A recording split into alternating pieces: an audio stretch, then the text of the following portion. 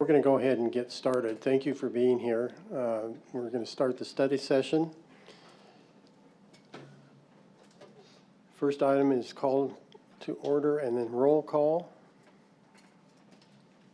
Mayor Anderson. Here. Vice Mayor Buckley.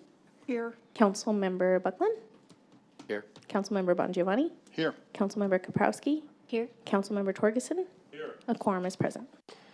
Thank you. We have two agenda items. The first item is presentation and discussion about updates to council communication form for council agenda packets. Staff? Mayor, I think we'll do the Adora Trails one first, if that's all right, and we'll just switch the order if that works. I think that'd be better, yeah. Sounds good. Thank you.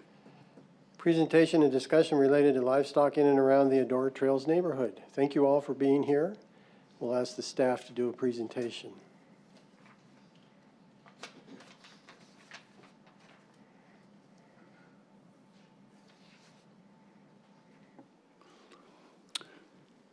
Good afternoon, Mayor and Council. My name is Mike Engstead, and I'm an Assistant Chief with the Gilbert Police Department. I'm going to present some information about livestock issue that we've been having in South Gilbert. And we'll be navigating Arizona's open range laws and their impact here on our community in Gilbert. Kind of a table of contents or an agenda of the items we're going to speak about today. Context and scope of the problem, the community concerns, some of the stakeholder collaboration that we've participated in, police data from my department and calls for service, state statutes and town code, and then a discussion about what a no-fence district is in Arizona. So the context and scope. There's a paragraph here, but roughly speaking, this has been a real issue for the last almost 30 years that I've worked here for the police department. We've dealt with cattle in South Gilbert, most of them emanating from a ranch on the Gila River Indian community. And years ago, we would encounter cattle every now and again out on our main roadways or if they've gotten into somebody's property. But we have had a real influx of these cattle entering the subdivisions down south, particularly south of Riggs Road in the Adora Trails area. We have had collaboration between Gila River, the Department of Agriculture, certainly our town, the county, the state, and we have had a lot of dialogue with community members. I myself have had quite a bit of dialogue in person, in meetings, and over the telephone, and some of the community concerns that have been clearly conveyed to the town are issues surrounding community safety. As you can see in these photos, there are cattle that are walking freely through the Adora Trails community in this picture. They're large cattle. We're not talking about dairy cattle, the friendly kind. We're talking about big steers with horns. Certainly they damage a lot of property. In speaking with a lot of the homeowners, not only do they eat, they love like the pygmy date palms and things like that, but they'll go onto residents' front yards, onto their lawns, onto their gravel, and as they traverse over their private property, they're damaging a lot of the underwater lines, and those are really frustrating because anybody who's had a line break under the ground, not only is it difficult to fix, but it's difficult to find oftentimes. Sanitation's an issue. These cows leave cow pies all over the place, and the HOA has had to go to great lengths to try and clean the streets up in their private areas. Nocturnal roaming. So in our collaboration with Gila River and with the State Department of Agriculture and the observation of our own officers, we've learned that these cattle like to move around early in the morning and then later at night. Obviously, cattle roaming through neighborhoods, especially when they get close to Riggs Road, is a safety issue. And then landscaping. As I said before, it's not just what they eat on the surface, but they do a lot of damage, as I understand, underground.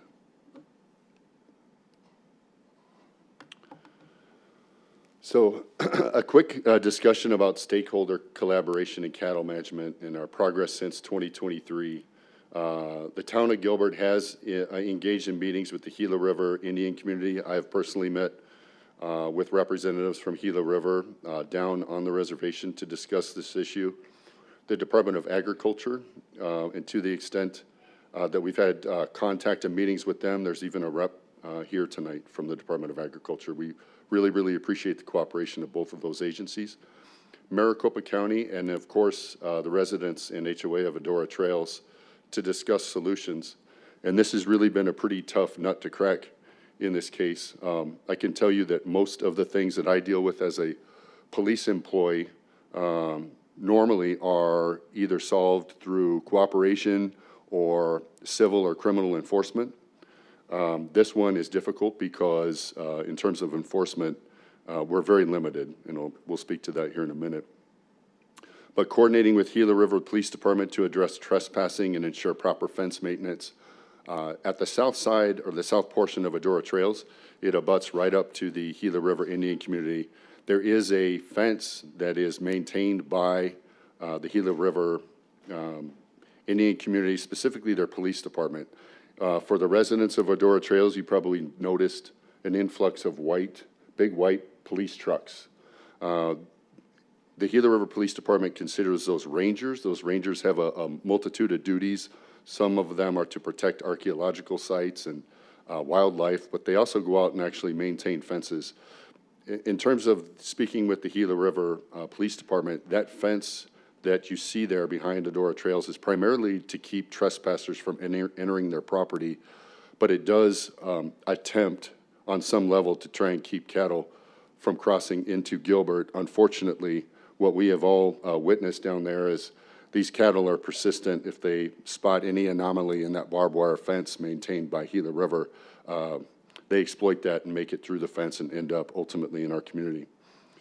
Gilbert PD responded to service calls, working to address immediate concerns and minimize disruptions. So whether you call us about an elk or a javelina or a rattlesnake or a cow, we come out and we try to evaluate it and try to keep the community safe. But again, we have received a lot of calls and we are hard pressed for long-term solutions.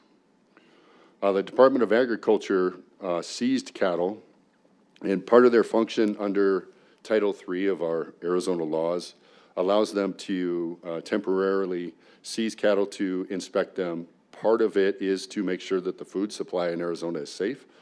Part of it is to determine ownership for these cattle. And in this case, Department of Agriculture did everything under their power to include seizing some cattle by placing pens on a private parcel near Adora Trails. They were able to capture some of the cattle, do an inspection. They have to transport them down to Marana, to the Marana stockyards, do an inspection. As soon as they determine the owner, by state law, they have to return the cattle back to the owner. Some of these cattle ultimately end up going to auction, and the owner oftentimes ends up buying even more cattle, as was the case here, I believe. The Gila River Indian community, again, they have repaired fencing along Hunt Highway all the way from where there's a casino at Gilbert Road, all the way east to Higley Road. So a whole lot of fence line. They are, as I understand it, a community of 500 square miles, so they're massive. And just my own observations watching them do these fence repair operations, it would be difficult for them to maintain a fence around 500 square miles, but certainly they're trying to make an attempt as it relates to the area we're speaking of. And they also are investigating trespass issues related to fence damage. We have had some reports of folks that are on the Gilbert side cutting a fence to try and get off-road vehicles through the barbed wire fence to go and recreate on the Gila River Indian community, and which is, again, like I said, against the law. Unless you have permission from the reservation, you cannot enter their property. In terms of my agency's response to these issues, here recently in 2025, we've had 17 calls for service that have been recorded, specifically related to cattle. As you see in the picture there, the officer is trying to kind of influence the cattle to get out of the roadway. And when I say 17 calls, that doesn't mean only 17 people called us. It means on multiple occasions, like we'll have one event but a bunch of callers, but we've had 17 distinct different events. And in 2024, we had 74 calls for service. We've had 7 vehicle collisions involving cattle, and the most, I guess, concerning ones are the ones out on Riggs Road. We've had some in the community, low speeds, and that typically just injures the cattle. But the concern out on Riggs Road is hitting a full-size cow with a vehicle traveling 45 miles an hour plus. It's my understanding we haven't had any significant injuries yet, but we hear the community loud and clear when you voice safety concerns about that issue. Incident types, again, range from cattle roaming to collisions with vehicles, so we've gotten a multitude of calls for different reasons, and our officers can attest to the fact that these cattle are very persistent. Right when you think maybe they're going to go away, they come back, and they come back in mass.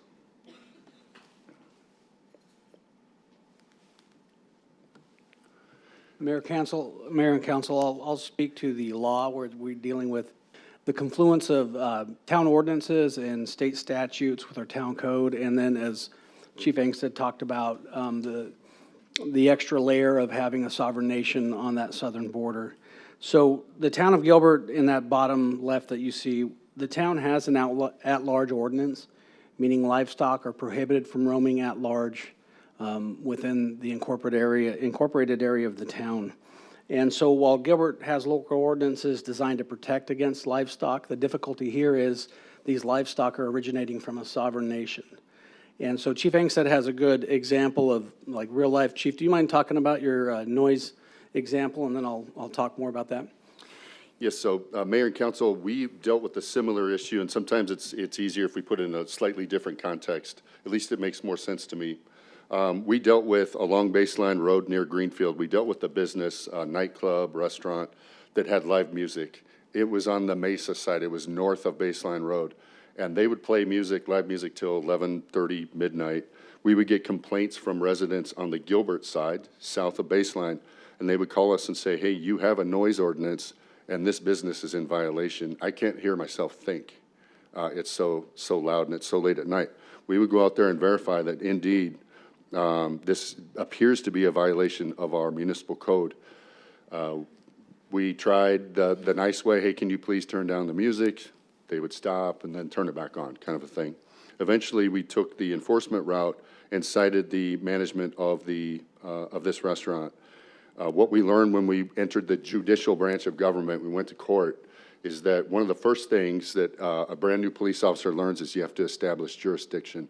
And in this case, the first question from the judge is, where was this person that you cited when this happened? They were in Mesa. They never actually entered Gilbert. They were producing music across the street, and while the sound waves were entering Gilbert, the person never did. And we can't cite a sound wave, right? So very similar in this instance, these cattle are branded to a ranch on the Gila River Indian community. To my knowledge, I don't have any particular knowledge about the rancher entering Gilbert and opening an enclosure and freeing cattle. Unfortunately, all of that happens in a sovereign nation. And much like the sound waves, the cattle enter our jurisdiction, but we do not have the ability to take enforcement action because of this jurisdiction issue. Thank you, Chief. So that's the difficulty here, where we have a town ordinance that prohibits roaming livestock, but there's no way to enforce it against the owner of the livestock. Tribal nations have an inherent sovereignty over their tribal members, and just like we could not cite someone living in a different country, that's effectively what it is, at least for a town ordinance, and that's the difficulty here. Even though there's violations of the ordinance, there's no way to hold the person responsible liable unless they happen to be in Gilbert, and we know that they release at that time. There are a number of state statutes that talk about the open range statutes, and we have some up there. These statutes, they fall within the jurisdiction of the Arizona Department of Agriculture, and that's who's charged with enforcing these open range laws. So we'll talk a little bit more about these. You might hear about open range laws or the no fence district, but under the open range laws, unless land is located within a no fence district, which is an area that's been designated by the county or any one of the counties, the responsibility for keeping the livestock off your property is on the property owner. And the concept goes back to probably pre-territorial days or pre-statehood days. that it's much easier for a property owner to fence their own land than a rancher in hundreds of square miles, hundreds of thousands of acres to keep cattle within their area. So that's where we are on the open range laws. Some of the difficulty, and you'll see that where it says however, this area, this part of Gilbert, everything east of the eastern Maricopa floodway is within is within the open range area. It's kind of backwards. You think no fence district. That means that there's no open range. But so this part of Gilbert, everything east of the EMF is within that open range area. But looking at the state laws, and we have spoken with the Maricopa County attorney, neither Maricopa County or the town of Gilbert has authority to establish a no fence district within the boundaries of our incorporated town. And what that would mean is then it's on the owner of the livestock to keep their cattle within. But we're still in the same situation. The town has an ordinance today that prohibits this. But because of the sovereignty of a tribal nation, there's no way to cite or hold the owner of the cattle responsible. Even if this were to become a no fence district, the same concerns are there. The county would have difficulty trying to cite the member of a sovereign nation unless they're coming on to county lands or coming outside the reservation, where they could then exercise jurisdiction. And then the last thing I just want to say is that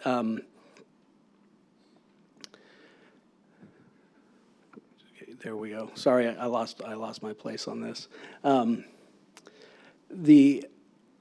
The Arizona Department of Agriculture, as Chief Engstad has spoken about, they have jurisdiction over the enforcement of these no fence areas and the cattle laws. The town of Gilbert does not. We have approached them. We've spoken with them about any type of partnerships that we could do. And the difficulty is the way the statutes are formed. It provides very limited jurisdiction to deal with cattle roaming at large. They're mainly concerned in cattle that are unbranded, and if they do catch branded cattle or they capture them, they have an obligation to either release them back to the owner or take them out to auction, and then the monies go back to the owner. I think one more. So the last one I've got is just fencing. So there are requirements for fencing in the Arizona revised statutes. These statutes go way back, obviously, when we're dealing with spacing and material types. So that first section, subsection A, talks about what's a lawful fence in dealing with livestock. Subsection B just basically says fences made of any other material that's equally strong and effective are also considered lawful. And then the last part is where if someone does fence their area and they're in an open range area, that shifts liability from a civil standpoint from the property owner to the livestock owner. And basically what that last section there says is if you're in an open range area and you fence your property and then livestock come in, then the owner of the livestock is civilly liable for any damage that's caused. So there is some type of civil remedy where you've got enclosed areas.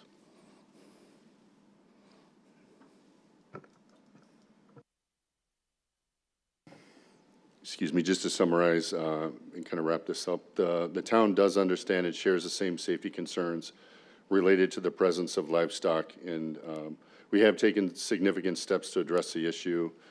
Not only just having officers go out and respond to these service calls, but also really trying to collaborate with the Gila River Indian community, the Department of Agriculture, and Maricopa County. As Chris alluded to, due to the Arizona's open range laws and the sovereign status of Gila River, the town's ability to take further action is limited. And when I say that, most of the things that I deal with from a police side are enforcement related, and most of the time our tools work pretty well. Unfortunately, in this case, we're very limited, as you could imagine, based on this conversation, but that doesn't preclude us from still trying to seek voluntary, agreed upon collaborative efforts, especially with the rancher, if he was amenable to it, or the Gila River Indian community. So we're hopeful that that a solution will come to fruition.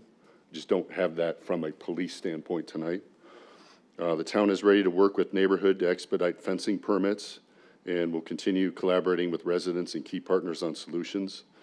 In the meantime, definitely drivers should proceed with caution if cattle are on the road. For any safety concerns, call the police department. It's almost like I grew up in rural Arizona where we'd have to look out for elk and bear and all kinds of crazy stuff. Same kind of deal when driving at night. Just really, really have to be careful. The town remains committed to community education and enforcing state laws, including criminal damage and trespassing, which do carry serious penalties. In conversations as our officers are out in south of Adora Trails, monitoring those fences, if we do encounter people, we'd really try to emphasize, please, whatever you do, this cattle issue is serious. Going onto the reservation grounds is really, really a bad idea. They are very proactive at catching people on their property, and they do have the ability to seize vehicles and property. So we definitely don't want that kind of issue. Mayor, that concludes my presentation. Thank you, Chief. Counselor, are there questions, discussion? Councilmember Bongiovanni? Thank you, Mayor. I get to say that for the first time. Very happy to do that. Chief, so I live in the area. I spent a good amount of time driving the neighborhood. I was actually got out of my car because I saw one steer, and I was 10 feet away from another one that I didn't see that my wife warned me about. Thank you. So far as we understand, I live off of Val Vista and Ocotillo. So there's about 40 head of cattle just across the street on Ocotillo, and there's a whole bunch in the dairy farm down the street from me. If those cows got out, our ordinance would be enforced. We'd be able to do something about those, correct? Mayor, Councilmember Bongiovanni, that is correct. In fact, from time to time, we will have livestock that gets out of a corral, goes out into the roadway, gets hit. Our officers respond. Sometimes they have to put the animal down. Absolutely. In our conversations with livestock owners that live in Gilbert, they normally understand, but we will often explain that you are required to do 3 things in Gilbert. If you have livestock on your property, you must have a proper enclosure, you must keep them from roaming, and you must clean up after them are the 3 requirements of our ordinance. If these cattle were emanating from inside the town of Gilbert, I believe this issue would have been resolved a long time ago. Yes, sir. Thank you, sir. Other questions, comments? Councilmember Torgerson? So if I heard this correctly, if Adora Trails were to be fenced in, that would leave the rancher as liable for the damages done there, rather than right now, they're responsible for the damages the rancher does? Is that correct? So Mayor, Councilmember Torgerson, yes, under state law, that would be correct. The state law would put civil liability on the rancher, and then you still get in the question about, from a civil standpoint, can you file a lawsuit in state court against a tribal member? But that's a jurisdiction issue that the civil court would have to deal with. But yes, under state law, that's correct.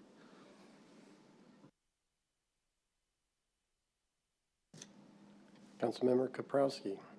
Thank you, Mayor. Chief Angstead, is this issue affecting other neighborhoods in Gilbert or in the area as well? Mayor and Councilmember Kaprowski, yes, these cattle have, in my conversations with the different residents down south, the majority of the cattle end up in Adora Trails, but there is, I know specifically a gated community just to the east, and residents have reported having cattle out on their property as well. It's gated for vehicles and such, so it's a little tougher to get into, but these cattle have nothing but time. In our conversations with the Department of Agriculture, the drought has really caused this. As Department of Ag drives through the reservation, there is an absolute lack of grass and water, and they will do what they have to do to survive. And you mentioned there was something called a no-fence area, but that does not encompass the Adora Trails neighborhood. But even if that was extended, does that apply to Gilbert neighborhoods? So in my analysis, the state would still run into the same problem that the town of Gilbert does in determining jurisdiction and going into court and saying that the owner committed an action outside of the reservation and to cause some type of criminal or civil action.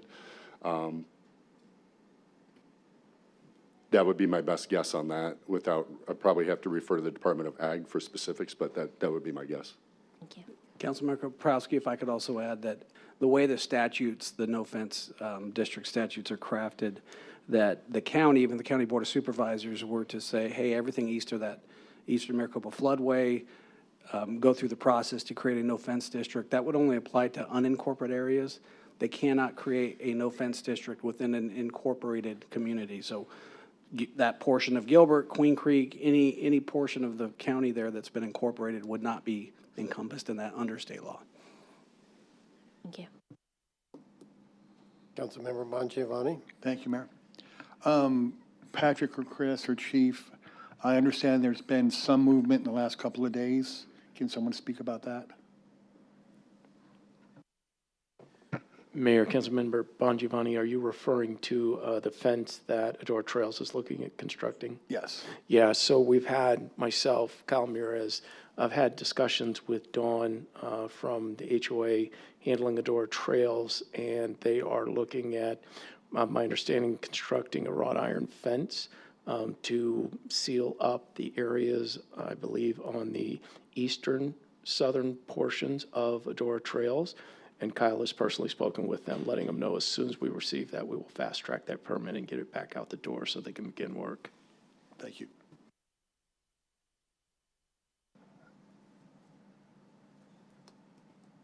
Vice Mayor Buckley. I have a question. I want to back up to the fence issue, and I don't recall if it was Councilmember Torgerson or Bongiovanni that mentioned it. If the community, the HOA, puts up a fence, and I think I heard correctly that they can do that because we're an incorporated area, is that if something legal comes up, is that fence put on the Gilbert side? Does it or can it be split down the middle like most fences are? And what I'm trying to get at is where that fence is placed is going to dictate who's liable for what, correct?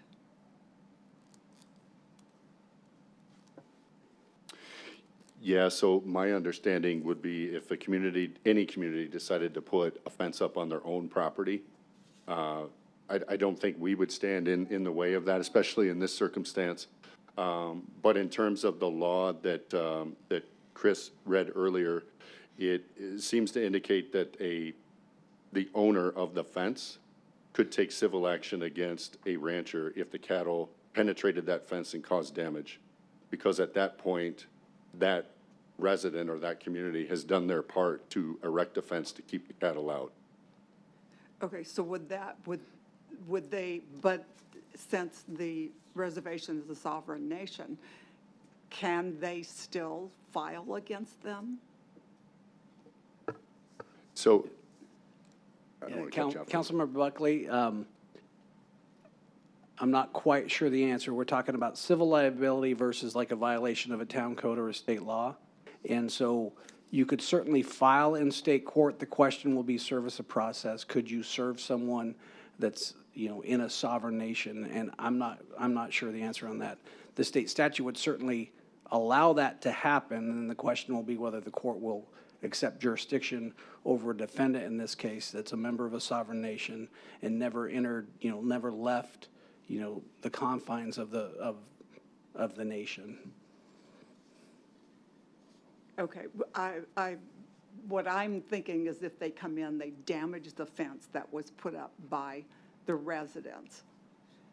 I mean, you get 3 of those steer together and they decide they're going somewhere, they usually go, even though I know this will be a wrought iron section. That's where I'm trying to go and find out is, just the questions there. So the statute talks about not just damage to a fence, but damage to any property inside that, what they call a lawfully enclosed fence. So any damage that happens inside, whether it's a community that's fenced or someone's property that's fenced, then there would be civil liability under state law that would attach to the owner of the livestock. Okay. kind of the answer I was looking for. Thank you. Councilmember Buckland. Hey, Chief.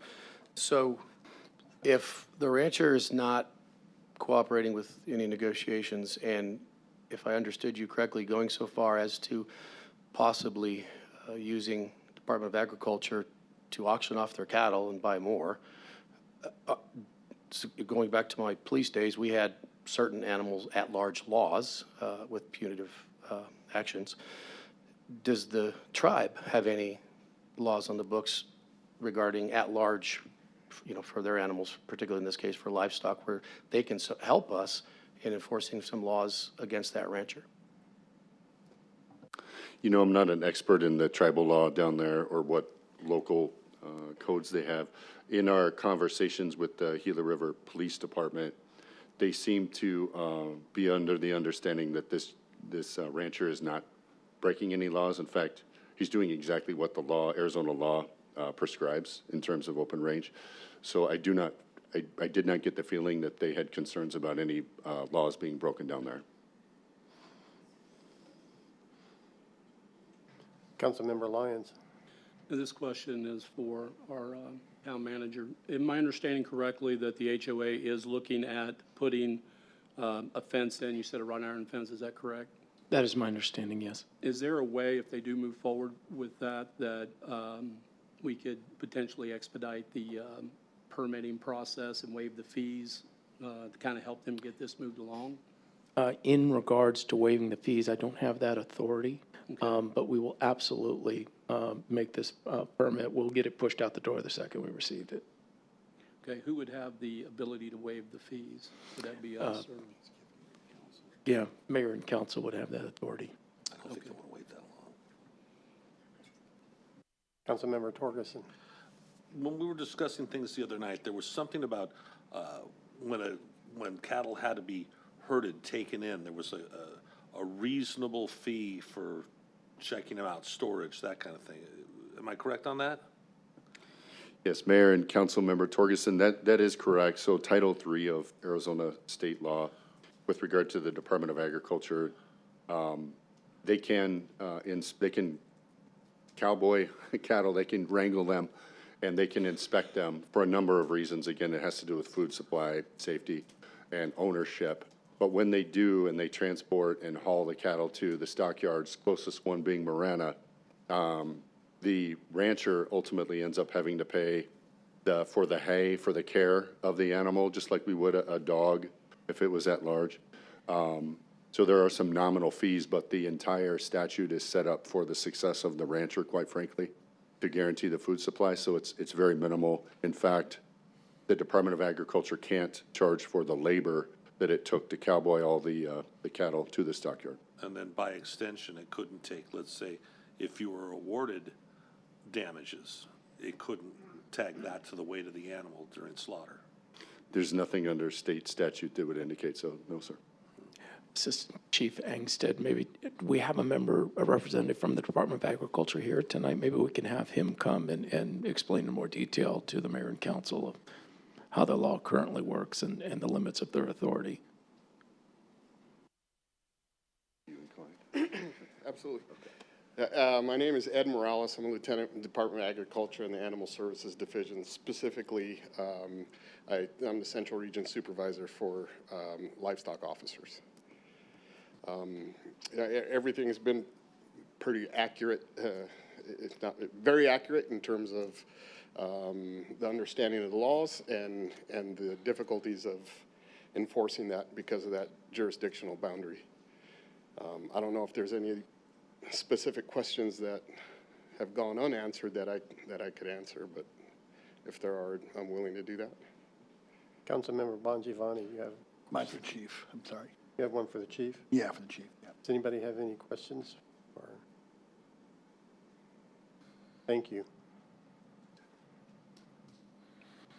Chief, I want to make sure I heard you correctly. So in the past, we've corralled these cows. They've auctioned some off, and the rancher actually would sell one cow and buy two calves. Yes. Okay, thank you. kind of defeats that whole purpose. Thank you, sir. Yes, sir. Councilmember Torgerson. And it actually profits him because we pay, or the state pays, to bring the cow there, and he doesn't pay transport. So the business model is set up, as you said, for him. Yes, Mayor and Councilmember Torgerson, that, and not only is it bad in that situation, but word gets out. So you'll have other ranchers who expect the Department of Agriculture to go out and cowboy cattle and get free labor. So sometimes unintended consequences we can, if we're not careful, make the situation worse. Now, you realize I don't like any of your answers. They might be truthful and right. I'm just not happy with them. Yes, sir. Any further questions, comments? Thank you, Chief. I'd like to just, for those of you that are attending, I hope that you've all listened to the conversation. I'd like to underscore what Chief Engstead is saying, is that the town is ready to work with the neighborhood. We want to continue working with you. We want to continue working with all of the stakeholders in this, which are various and many. I just listed a few, which is the Department of Agriculture, the Gila River Indian Community, your homeowners association, the town of Gilbert, Maricopa County, and the rancher himself. So there are many different moving parts to this, but we are committed to finding a solution to this and want to continue working with you. And we'll do all in our power to help where we can. And that's what I'm hearing from the council, is that their interest is to help where we can. But hang in there with us as we deal with a lot of moving parts on this. Thank you. We'll move to item number 2, presentation and discussion about updates to council communication form for council agenda packets.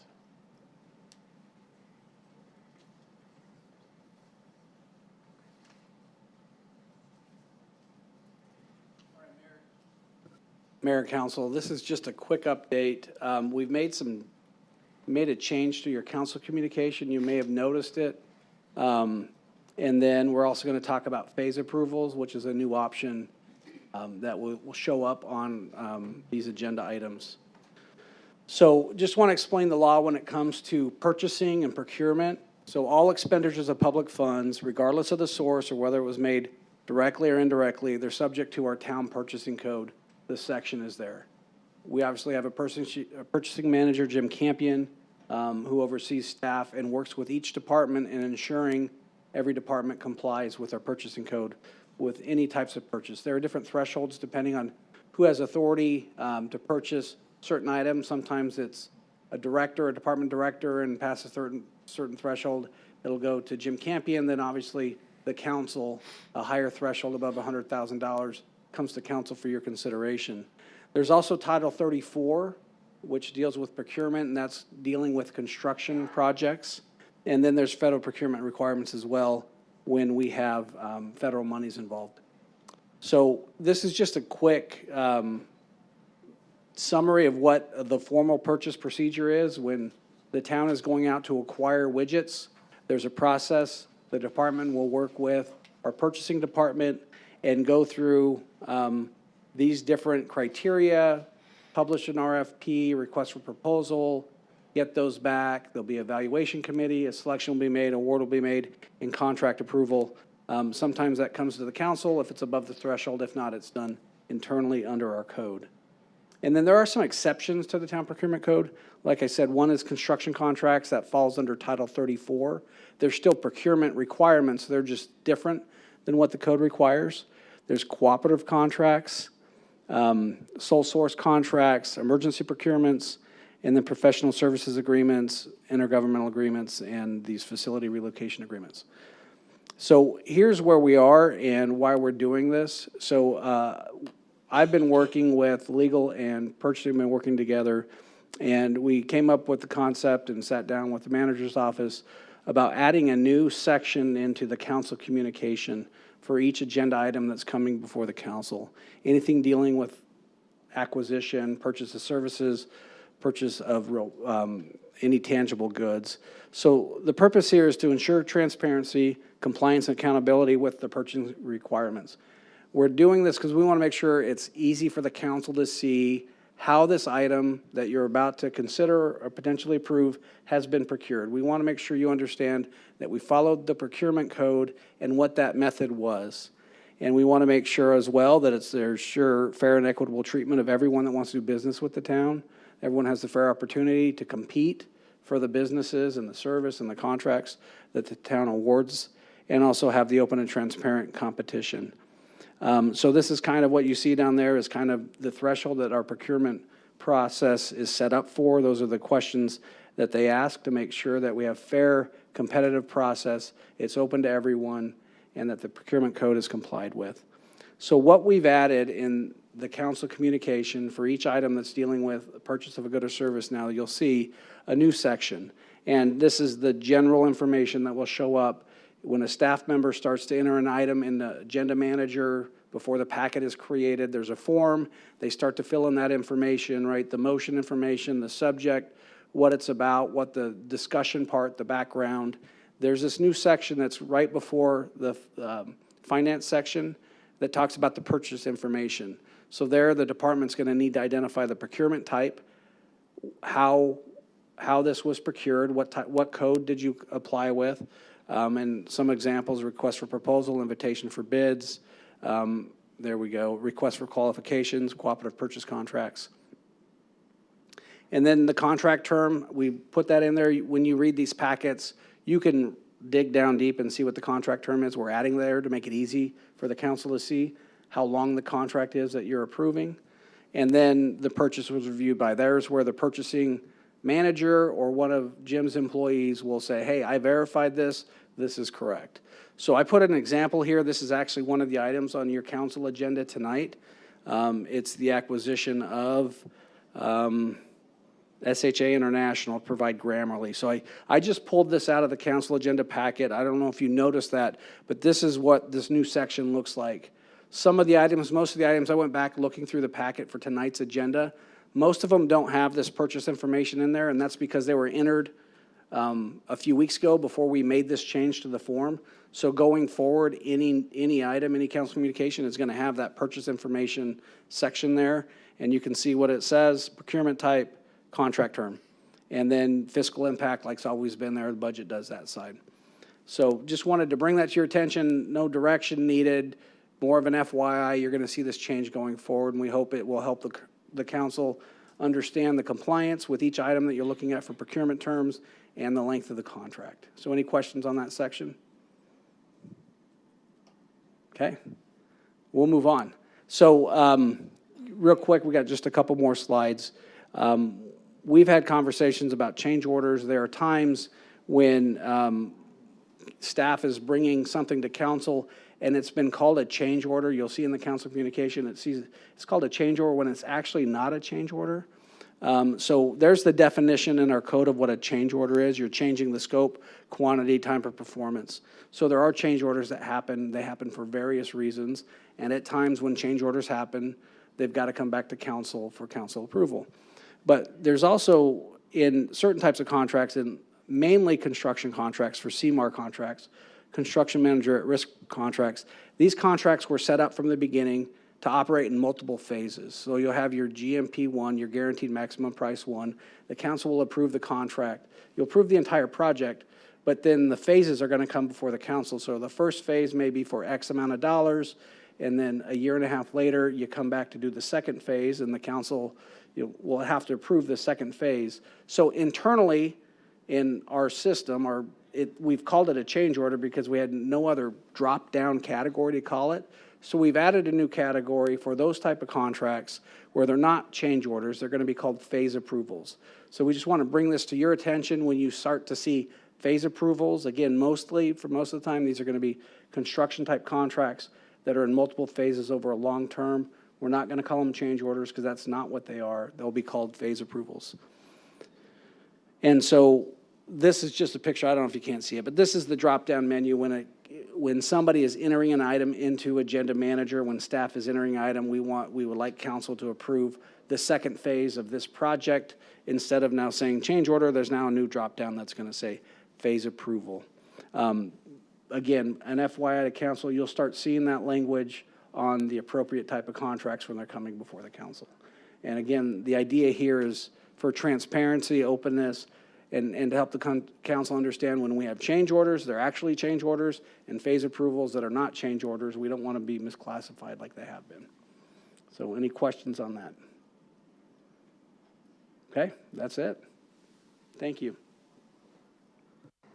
Thank you. That concludes the agenda for our study session. Do we do a formal motion to adjourn study session, Chris? Yes, Mayor, under the rules, Okay. we do a formal motion with a second. Okay, I'll take a motion to adjourn the study session. So moved. It's been moved and seconded that we adjourn the study session. Please vote. Mayor, for this, can we do a voice vote? We don't Voice have vote? the voting machine up That's for this right. part. All in favor, please say Aye. Any opposed? Motion carries. Back here at 6 o'clock for student awards.